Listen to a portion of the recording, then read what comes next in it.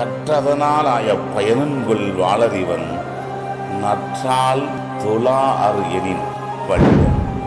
கூற்றும் இசையும் ஞானமும் கல்வியும் நமக்கு போதிக்கும் ஈசனின் கூறிய திருப்பாடங்களை தொழுது தினமும் வழிபடுதல் சிறப்போ சிறப்பு. நினைப்பதெல்லாம் இறைவனே என்ற சித்த உறுதி கொண்டு விட்டாலே ஞான மார்க்கத்திற்கு இறைவனே நம்மை கொண்டு செல்வார்.